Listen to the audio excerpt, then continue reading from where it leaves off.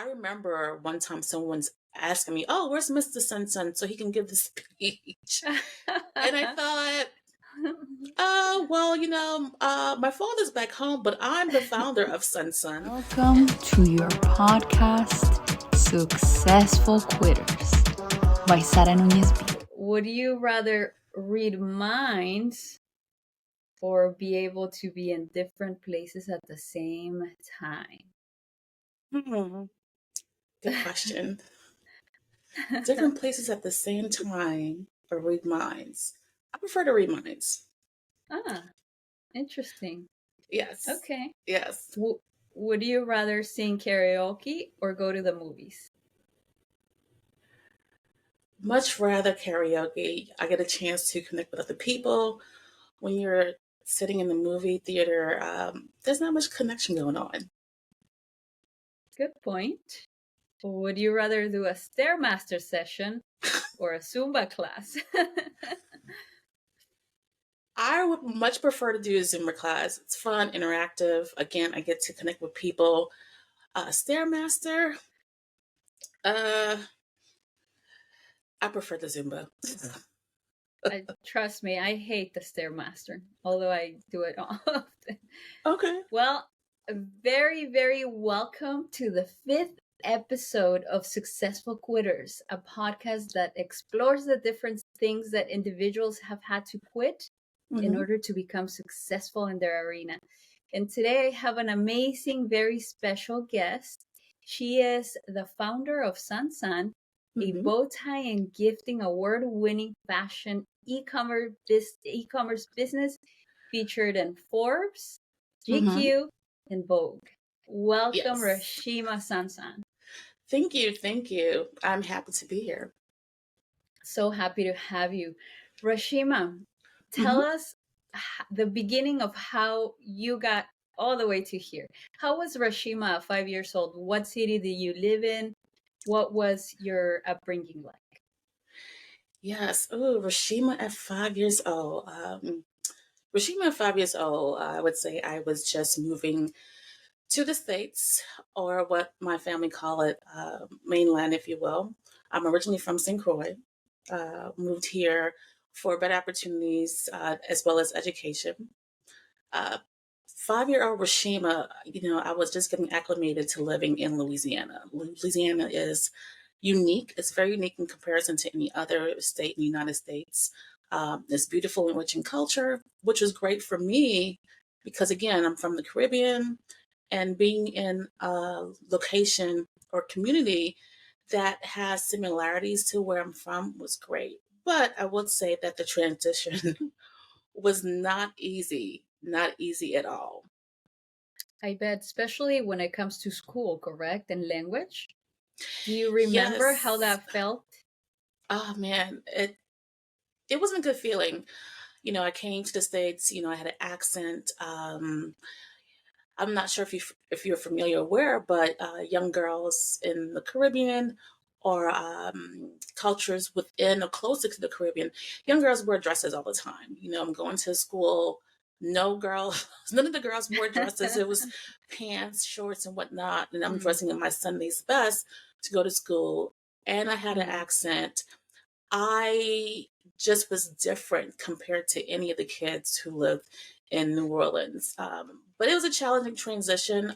It's okay. I mean, kids can be challenging and cruel at times, but I survived it.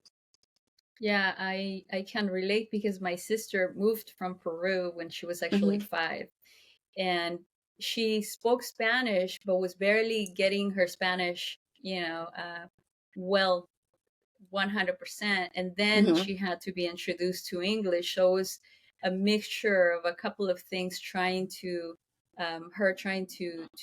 learn but also cope with a new culture. So it definitely can be a lot. And what I've seen is, as an immigrant, it always makes you stronger, definitely. I agree. How many siblings do you have? How many siblings do I have? Oh my goodness, I have 9. I have 9 siblings. I'm the oldest of Nice. all of them. 7 males, 2 females. Yes. So coming here at that age, did you have any then? Excuse me? did you have any when you arrived here, since Oh, you're the siblings. oldest? Hmm. Oh, yes. Great question. So I am a love child. So when I moved to the States, at that time in the States proper, I didn't have any siblings. Later on, my mom and her husband had my young brother. However, back home in St. Croix, my dad and his wife had their children. So for a while, I was the only Mm, child, which is okay. It's a beautiful thing. yeah, no, definitely. Usually, if you come with siblings to the U.S. From a Hmm. different country, you have to kind of help your parents raise the younger ones. That's why I ask about that. And Hmm. how did you develop? How was the transition to go from this age into high school, Oh, the transition from from a younger, 5, yeah. elementary, going into elementary and then high school? It was challenging, very challenging. I still remember it to this day. And the reason why, I was just so nervous. I'm going Mm, to a new environment. Many of the students there had siblings. At the time when I went to high school, started junior high for that matter, my brother was still fairly young. He was still in elementary. So I didn't have that community or cushion at the time. And I remember it like yesterday. It was the first week of junior high for the school I attended, Edna Carr, which is one of the top schools in New Orleans right now. I remember the first week, I was so nervous. I remember not mm. eating for a week because not the fact that I didn't want to eat, I was just so nervous. And I will never forget that experience. Yes, the transition was challenging. However, I made some great friends that I'm still in contact with to this day. Do you think that being that nervous and feeling maybe like, what are they going to say? Am I enough? And all these questions that you can have coming from a different country, do you think that that is one of the factors for which you pushed so hard um, to succeed in business? Um, It's not about being enough or anything to that context. It's more about understanding and being part of a community. This is not the community that I am accustomed to, grew up in regards to like customs. Customs were different of things that I've done with my family. Um, and speaking about my family, we were the only ones there in New Orleans. Like I didn't have any cousins, any aunts, any Mhm. uncles there at the time. So I didn't have anyone to like lean on and to prep me for high school. Like, what should I expect? What are things going to be like? Give me some tips. I didn't have that privilege, but I did have the privilege of continuing my education and going to a great school. It's all about, I would say, being welcomed into a community that you're not quite familiar with and you're still trying to adjust to. So, Yeah, mhm. definitely. And what would you say is your why nowadays? My why in regards to, To how you push hard and keep on going every day. What's the reason behind it all? ooh, good question. There are many reasons behind my why. Uh, like for example, for me, why not? Why not pursue it? Why not do it? Also, why not now? Um, it's all about, I wouldn't say fear. It's not the fact that I'm afraid. It's just that uh it's just why not? Why tell yourself no when you can tell yourself yes? I think that's the best answer for me. Is in regards to my why. What keeps me going? And what is my why to keep pushing forward? Uh, this is all that I have in regards to my passion and what I've always wanted to do. So why stop? I love it. I love it. That's very empowering and a way to see things in a very positive light. Hmm. So what do you have family of your own right now? Do you have kids? Not yet, but Oh, I don't that's why have. you have more time to work on the business and to empower the world. True, true, true. If God willing, it would happen. But right now, I do not. But I have, like I said, tons of siblings and nieces and nephews. Okay. And how would you say, I love the fact that the theme of your business is family oriented. I Yes. believe that it's very strong because a lot of people can relate. Mm-hmm. Um, what do you, how did you, how was the transition between not owning a business and one day saying, hey, there's a necessity for this. I'm Mm-hmm. gonna go for it and I'm gonna take that leap of faith. Tell us a Mm-hmm. little bit about SunSun. Yeah. So, SunSun, the brand, um, it wasn't founded based on, one day I said, "Oh, okay, I'm gonna start a fashion business, and this is what it's gonna be." I've always enjoyed fashion. I always said I wanted to do create a fashion brand, but I just didn't know what it was. Um, Again, I'm the oldest of several siblings, and one year particularly, my brother, my brother from New Orleans, he was expecting his first son, his first child. And, as a big sister, you're trying your best to provide or find a gift that's appropriate and something that's perfect, something that he can teach his son, something that he can pass on, something that they can bond with. And generally, when men have kids, people always give them a cigar. I didn't want to do that. I wanted something that was a little more positive. And I thought about it and I thought, well, what could I give him? I researched, couldn't find anything, asked people, couldn't find anything that I thought that was good enough. So I thought, well, since I have this fashion background, let me just make them a matching fourth and sun bow tie. It's simple, Mhm. it's timeless, it's something that they can wear in pictures. Hopefully, my brother can pass his tie to his son for a special occasion. I'm just thinking about all the things that can happen with this. More or less, creating an heirloom. So I created it, posted on social media, just like many people do today, of what they make. And I was like, oh, look what I made for my brother for, his first son. And people loved it. Yeah. And people wanted it. And I thought, well, is this something that I can do? Should I do it? Again, going back to this why, right? And so just thinking about it, and again, I come from a very spiritual family. Just thinking about it, this divine voice came to mind and was like, just go Mm. for it. You have the perfect last name for it. I know you didn't want to start. You never thought about doing a men's fashion brand, but think about it. Everything makes sense. And I'm just thinking to myself, it does make sense. You're having this conversation with yourself, right? But again, it was like a divine voice. And so, I didn't hesitate.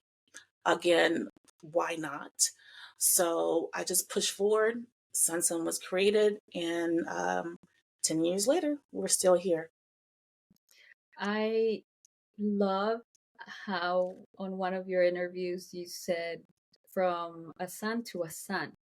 That's a beautiful way to put things, no? And Hmm. it's amazing how your last name actually matches your business, meaning that, for the people that are spiritual, you know how we say, whatever you need will be there before you arrive or before the issue arrives, before the True, situation arrives.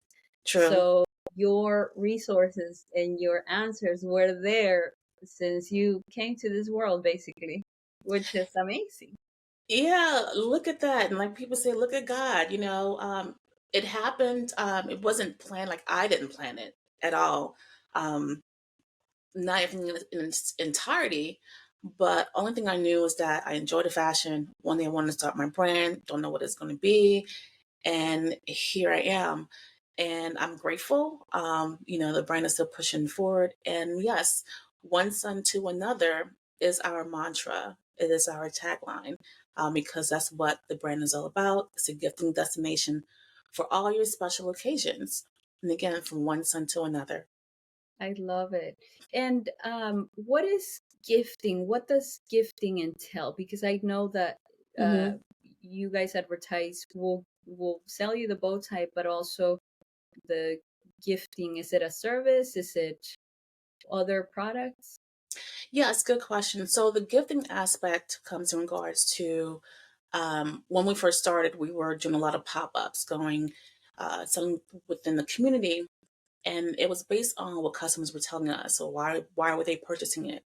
They were purchasing it for a gift, which warmed my heart because again, the brand was founded based on gifting, and so Mhm. people will purchase the items simply for weddings, graduations, prom, you name it, whatever it is. If you're trying to find a gift for your son, your cousin, your uncle, your brother, anyone in your family who loves bow ties or looking for something that will fit whatever the occasion is, they come to us for gifting. In regards to other products, yes, we do offer some other accessories. For example, during the pandemic, we came out with a home collection. People were staying at home, they were investing more in their home and in their comfort. I love it. So we created a small home collection for the man cave. And, it was a great gifting option for people who were just starting school or who just had their first home, apartment, or just wanted to spruce up their place. And if you wanted to give them something for this new space of theirs, our brand, our company is a destination that you can come to for those accessories for gifting. For the men cave. I love that. Mhm. That's very thoughtful. And are you hands on right now, or do you delegate the work? It's a combination of both. SunSun is a very lean business, or we run on lean operation.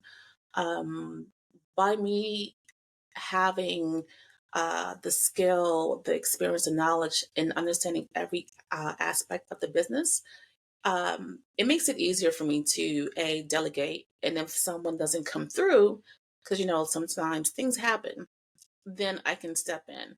Um, Again, it's a very lean operation, but I do have contractors that support. I do work with some small manufacturers in the area to support for bigger collections.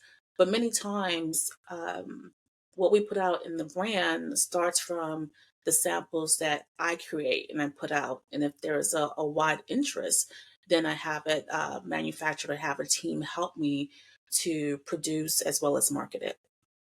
Yeah, and that is produced here in the US, correctly?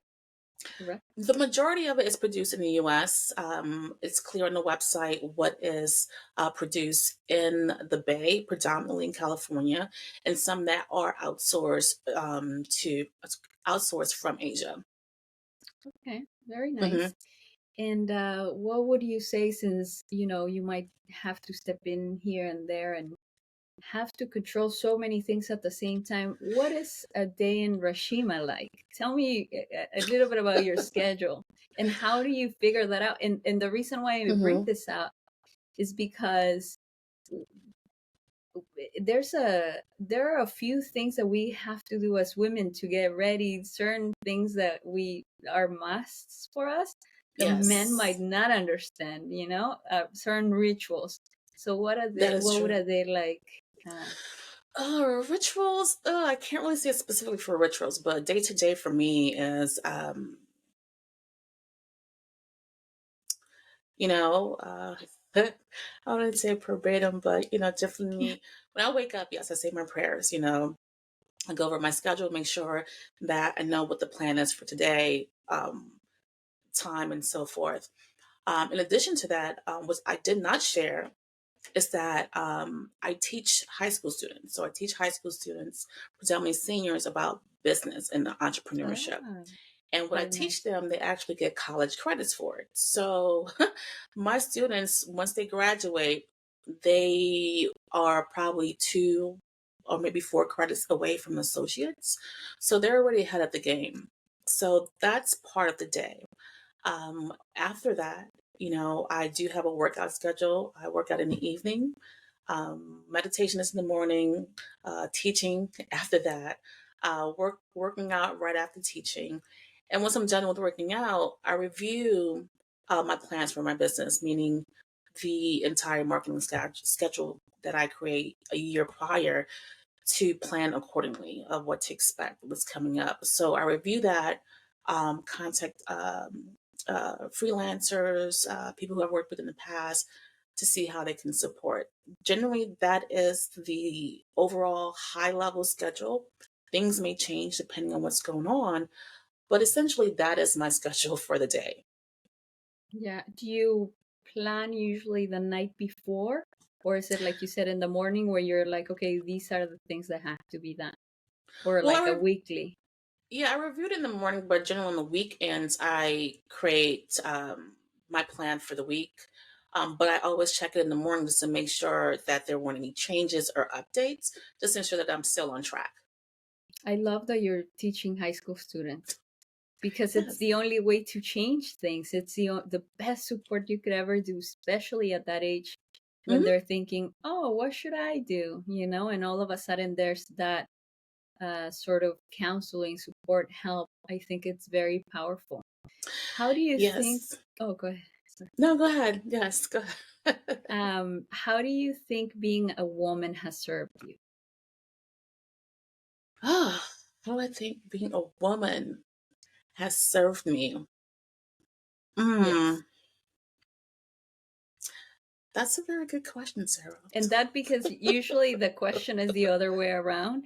Okay. Usually the question is, how hard is it because you're a woman? But in this case, how do you Yeah. think being a woman has made your life easier or helped you in different areas for your business?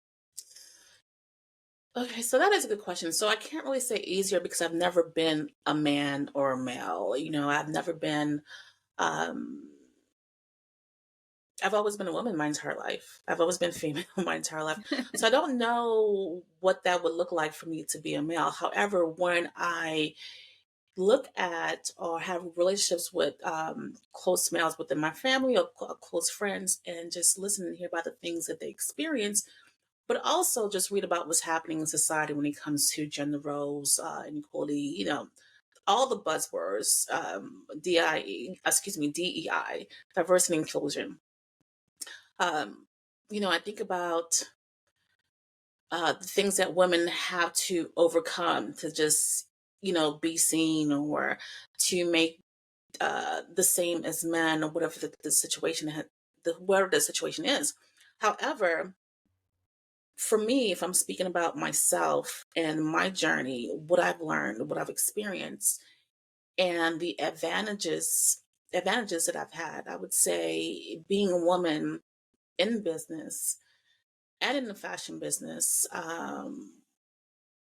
it's all about patience. It's all about building relationships, all about community. And that ethos is basically ingrained into my business on how I present my collections and how I provide storytelling about it in the history. I think women, they bring a certain je ne sais quoi to individuals' lives and in the community in regards of how we nurture and develop our community. What I think has been challenging, I would say, for me as a woman in the fashion industry is a woman who specializes in men's accessories. It's Mm. easy for a male to provide women's fashion and so all these accolades and so forth. But think about it. How many women are in the male fashion space that are specifically catered towards males? Not too many. And so the conversations are a little bit different. They're a little bit challenging, and people don't expect it. Many times when I step in a room for like opportunities, or someone reached out for the founder of SunSun to present or whatever, I remember one time someone's asking me, "Oh, where's Mr. SunSun so he can give the speech?" And I thought, well, my father's back home, but I'm the founder of SunSun, and SunSun is my last name. So those are some of the nuances that I've experienced. But going back to uh, you know, being a woman and what makes things easy for me is connecting, building relationships, and being able to see things through.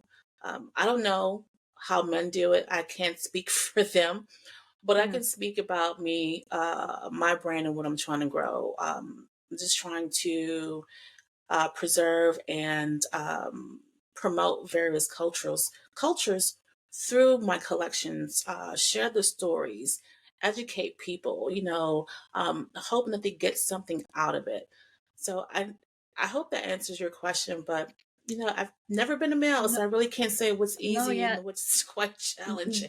definitely. And I think, like you said, I think that seeing the business through the eyes of a woman, Hmm. might be a little bit different because we might see gifting and certain things in a different way, and we might be a little more detail oriented, a little more creative, maybe not in general, but Hmm. that those might be the things that could help.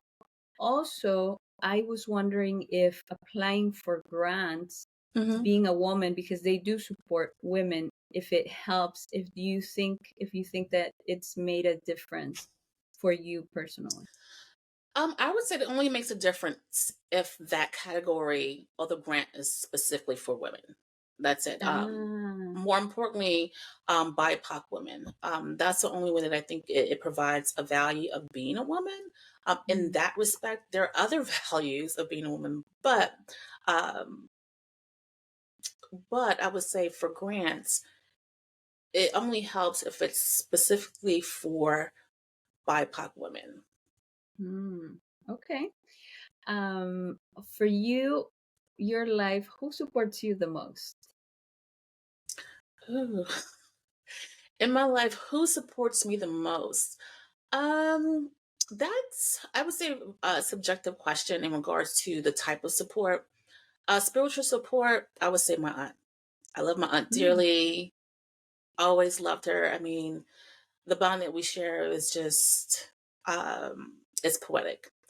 Uh, that's that. Spiritually, in regards to business, I would say I don't quite have that person. I would say, Mm.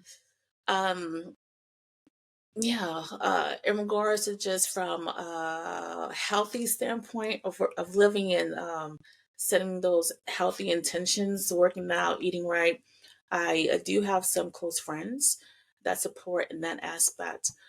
But in regards of anything else, I would say no. But I think spiritually and just having close friends to cheer you on is great. I have friends cheer me on like all my great successes with my business, with health, just hitting those goals or whatever.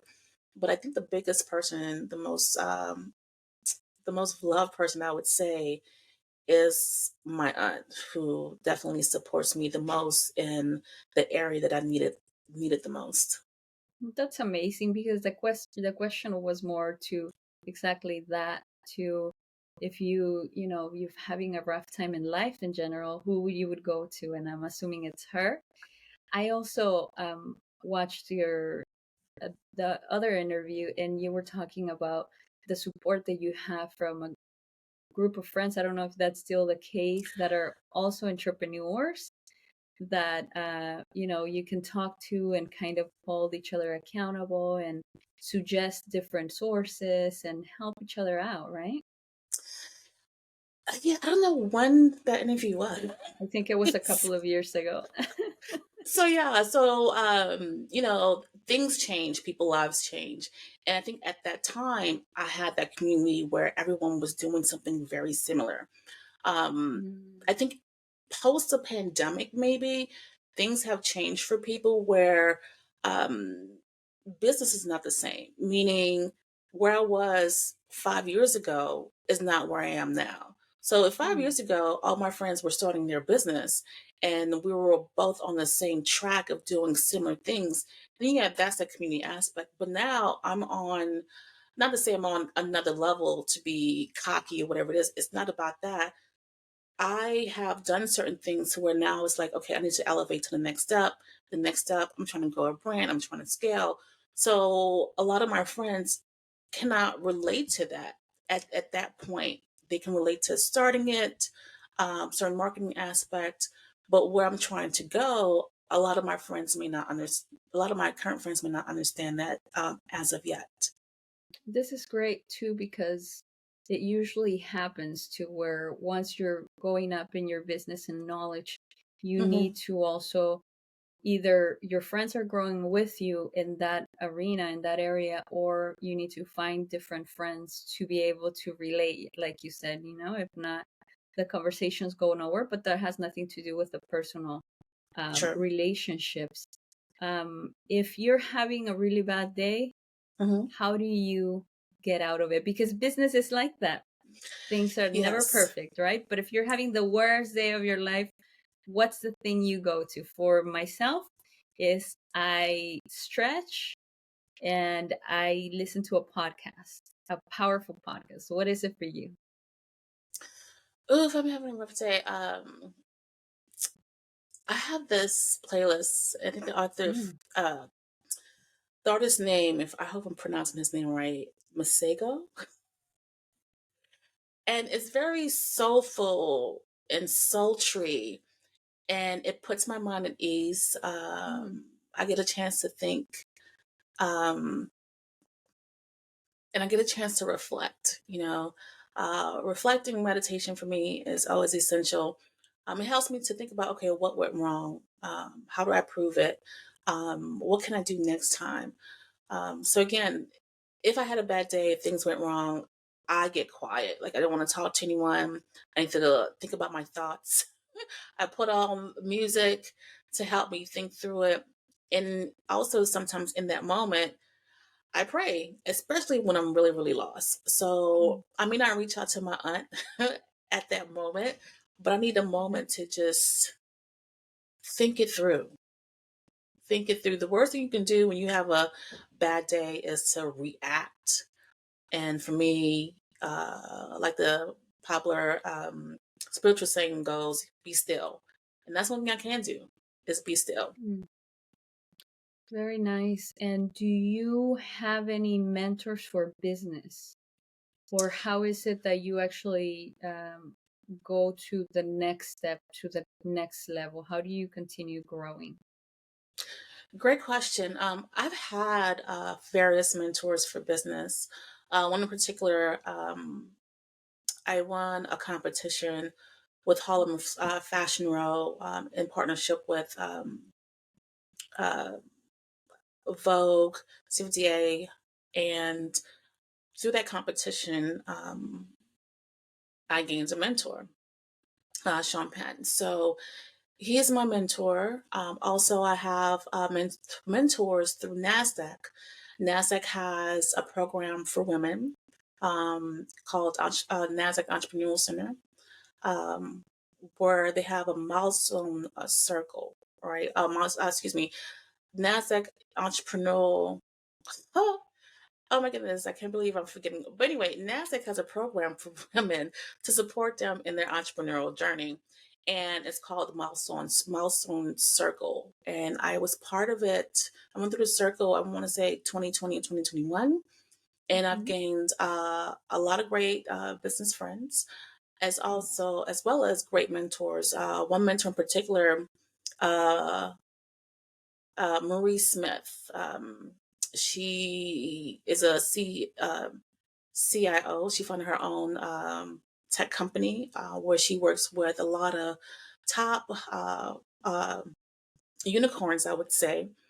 And when it comes to tech or trying to integrate AI into my business, she's the one that I reach out to because, with mentors, it's always great to have mentors, right? It's great to have mentors that um, feed your soul in regards to knowledge, things that you may be missing. I don't know everything. My mentors may not know everything, but we talk a lot about, what we're doing right now, how can it be improved and so forth. But I do have some great mentors in various respect, whether it's tech, whether it's fashion, or just overall business, and I'm very grateful for it. That's very smart because the best way to grow is by speaking to people that have already done it and that have the expertise. And with IA being a thing, I'm very glad that you're already implementing it into your business. Yes. And what is your avatar for your perfect client? My avatar, I don't have an avatar. Persona, yes. Persona for my perfect clients. The perfect client. I never thought about the perfect client, but I have thought about, my customer Or base. yeah, your audience. Who is your audience?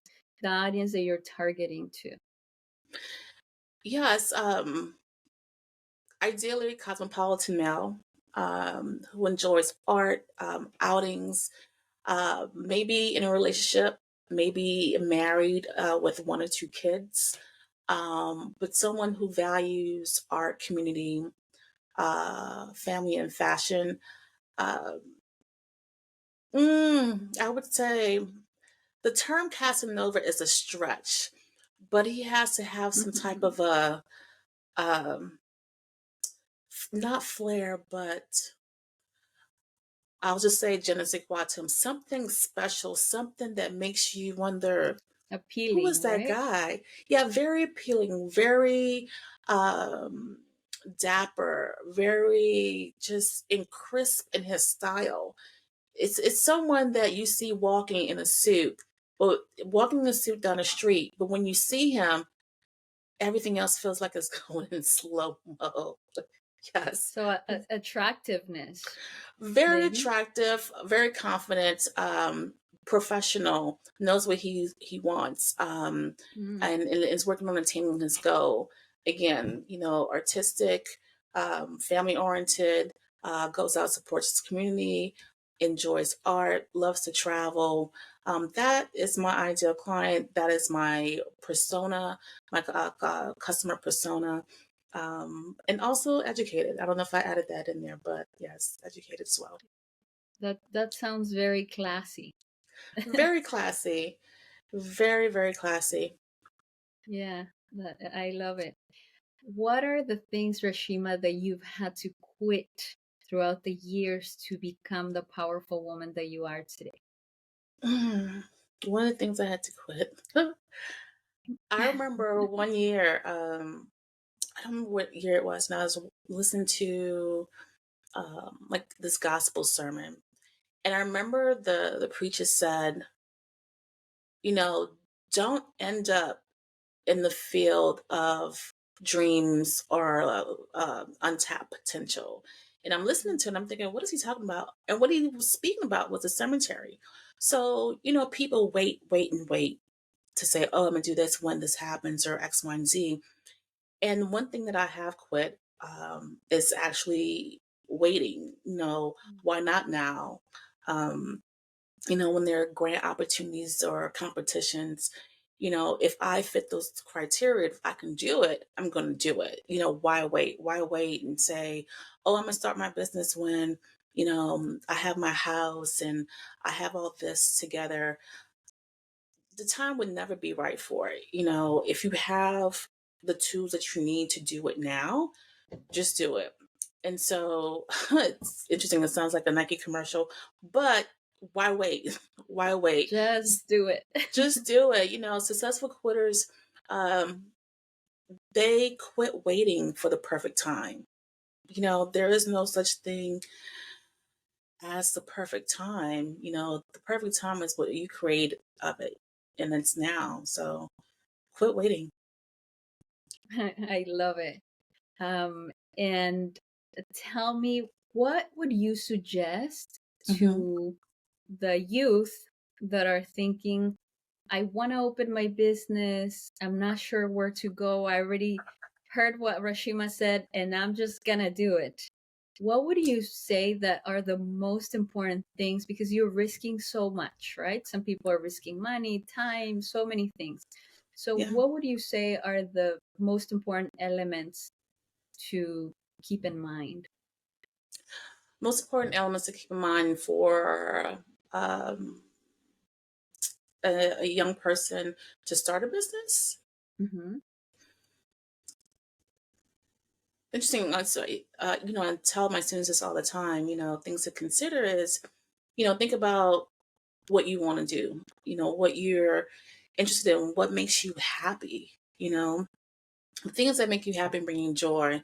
You can find solutions for it. Find solutions for it to where you can create a product for other customers who have the same feeling. That's A. B, find a gap in the market. Find something where people are always complaining about, or something that they need that you can offer.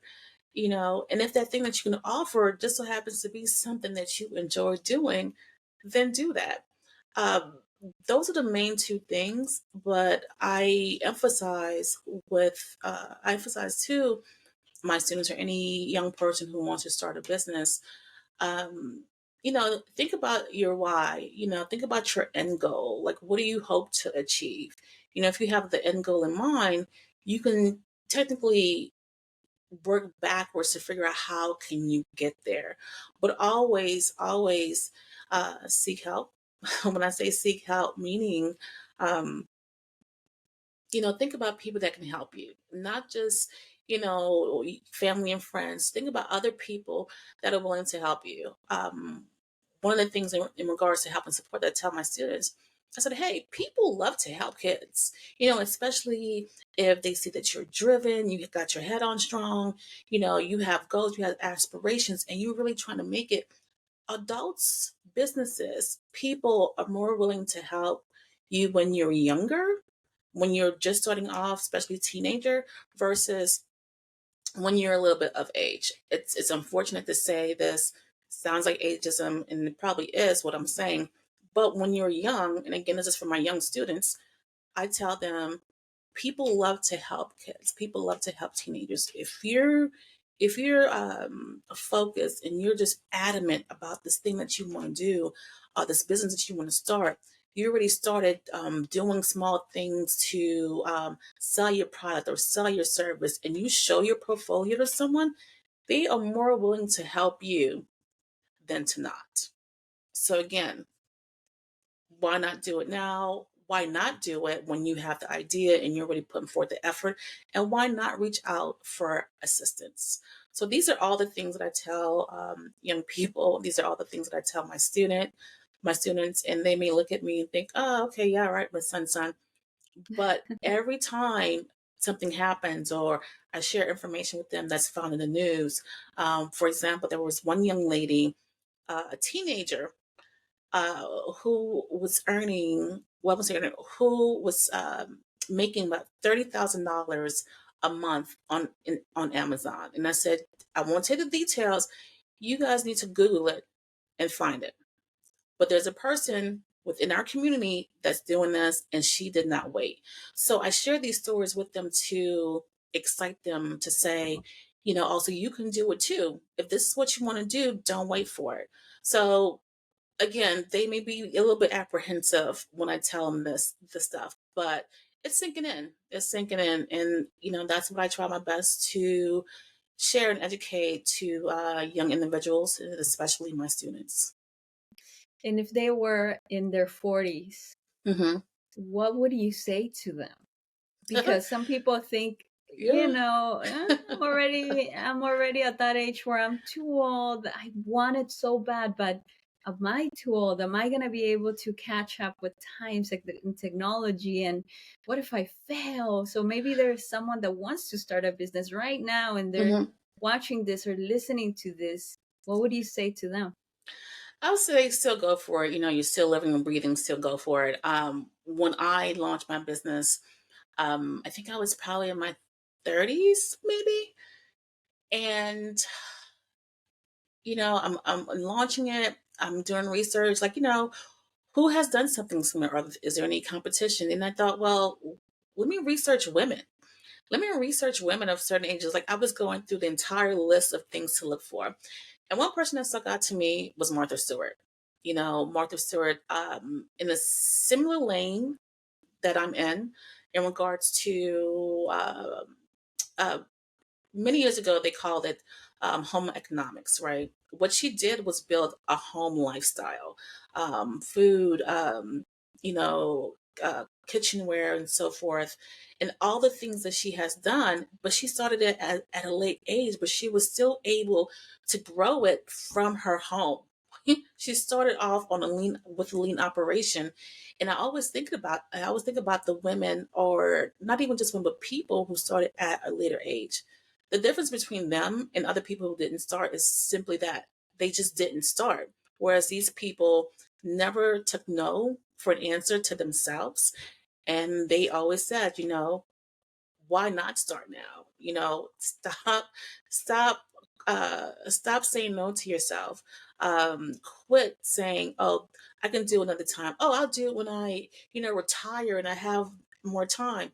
Time is of the essence. Either you do it now or you don't. And you never know if you will be here tomorrow. So don't end up in the field of lost dreams or potential dreams. You don't want that.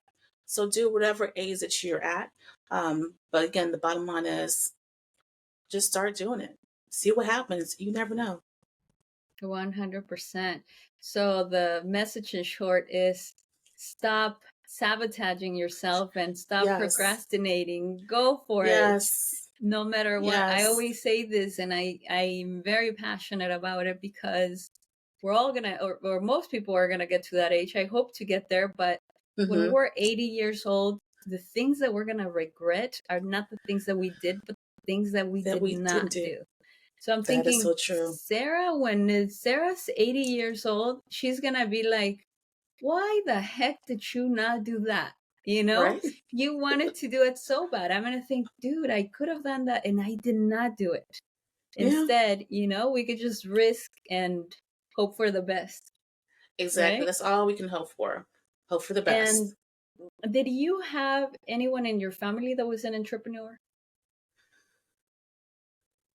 Hmm.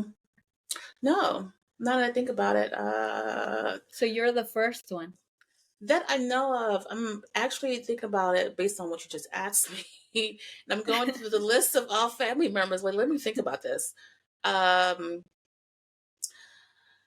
no, not So not very close, at least.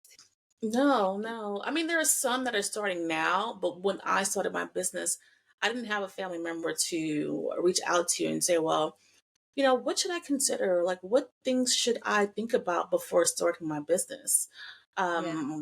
Yeah, the person that gave me advice when I was starting it off was my attorney. And that's another thing. A lot of times businesses don't secure legal advice or counsel, but I did. And in the process of signing my retainer, he went through all the things. He was like, look, this is a great idea that you have, but based on my experience, XYZ, things that you need to consider. And for me, I think that will be one of the first and best advice that I've received when I started my business, because it came from someone that solely worked with businesses to help them start and scale it. Yeah.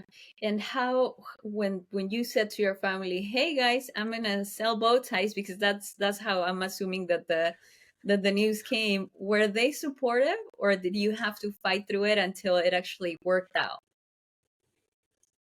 I don't know how I announced it, or if I announced it to my family. I think my family knows that I am driven by me being the first and always starting things. I think for them it was expected, and so when they found out that, yeah, this is what I'm doing, I have a bow tie accessory brand, they were just like, oh, okay, this is nice. They said this is nice, but yes, they do support. They purchase some of my items for gifting. Most recently, one of my cousins got married in St. Croix, and one of my brothers got married as well last year, and they all supported it. Mm. If they're looking for a bow tie, SunSun is your gifting destination. Absolutely. And you're leaving an amazing legacy.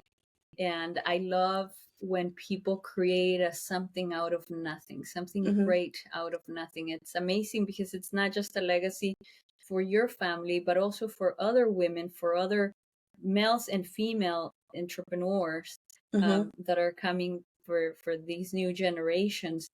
And so, what are we to expect from Rashima for the next couple of years? Okay. Now you're asking me to go through my crystal ball.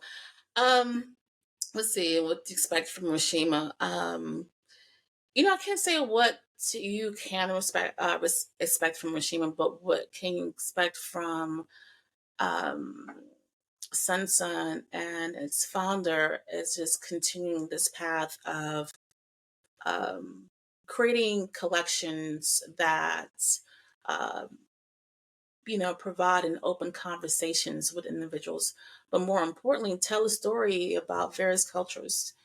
Every collection I have, it tells a story, and it's all about it centers around culture or in persona that I can remain and will remain consistent to. In regards to me as a founder, is continue supporting the next leaders of our world in any capacity that I can. Again, for me, I like to keep things simple on a linear path, but consistent. So you'll still see more of me putting out more interesting fashion collections, and you'll still see me supporting the community. How that will evolve, I have no idea, but this is a path that I'm going down, and I am okay and happy with that. That's wonderful and more than enough to know. As Hmm. long as we continue to see you, and I think it's pretty cool to a very nice conversation opener to say, "Hey, that's a cool bow tie." Yes. That's now that I think about it, it's pretty awesome. That's Yeah. probably built a lot more relationships than you even think yourself it has. Yes, you are right. And I've had customers come to me and tell me that, they've been at various galas and whatnot. And some of our bow ties, a lot of them have embroidery, Swarovski stones, or in the past we've had feathers on it. And people will walk up and touch it and ask them, what is that? Oh, this is nice. Where did you get it from? So, yeah, it is a conversation starter. Very nice. And where can they find you, Rashima, on in Yes. social media? Yes, on social media, if they want to find me on my personal handle, it's my first and last name, Rashima Sonson. And if they want to learn more about my business, they can just type in sunsun.com. That's SONSON.com. Wonderful. And I'm very grateful that you were here spending time with us. It's been a pleasure, guys. Once again, it's Sara Nunez, your host for Successful Quitters. This is the end of episode number 5. Thanks for watching, and we look forward to having you on the next one. Thank you, Rashima. Thank you.